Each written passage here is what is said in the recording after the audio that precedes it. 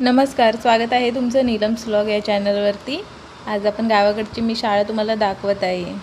ही पहा, जिल्हा परिषद प्राथमिक शाळा कारवट।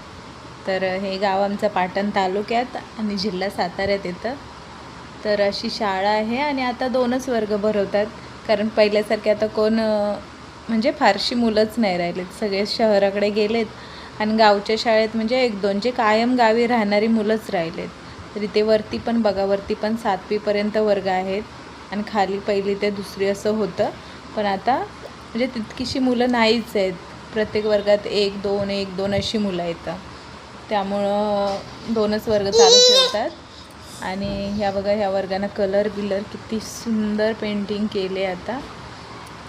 आणि इथे मुलांनी झाडं पण लावलेत, मिरच्यांची, वांग्यांची, कधी कधी येतात पण अळूची पानं वगैरे, ते पावसाळ्यात खूपच छान खुलतील। पेरूची झाडे, आम्ही होतो त्यावेळेस ही झाडे फारशी नव्हतीत। हे पहा बघा, किती सुंदर फुलं आलेत ना, मस्तच वाटतायत, छान वाटतायत। आणि हे वरती एक ग्राउंड पण आहे, इथे खेळायला ना मुलांना आहे, झोपाळा, घसरगुंडी वगैरे, मुलं खेळतात तिकडे। आणि तिकडे पण वर्ग होते, तर आम्ही होतो ना त्यावेळेस बाप रे बाप, म्हणजे सांगू पण शकत नाही, एवढी मुले होतात आणि एवढी मजा यायची। आता काही तसं काही राहिलंच नाही, तर फक्त 2च वर्ग भरतात। वरची शाळा तर मग बंदच ठेवले। पण बघा ना, वातावरण बघा, परिसर बघा किती छान आहे। आणि ते हे मैदान आहे, त्या मैदानात आम्ही कबड्डी, खो खो खूप सारे खेळ खेळायचो।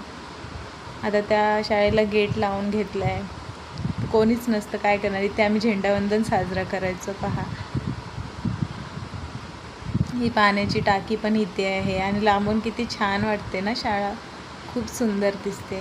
म्हटलं आलोय तर फिरून घ्यावं एकदा। इथे कुलूपं लावलेत, इथे आम्ही 7वीला असायचो, हा 7वीचा वर्ग, त्याच्या बाजूलाच कार्यालय आहे। 6वीचा वर्ग तो मधला, आणि त्याच्या पुढे 5वीचा वर्ग, असे 3 वर्ग आहेत वरती। आणि आमच्या वेळेस ही झाडं होती ना, ती खूप छोटी छोटी होती,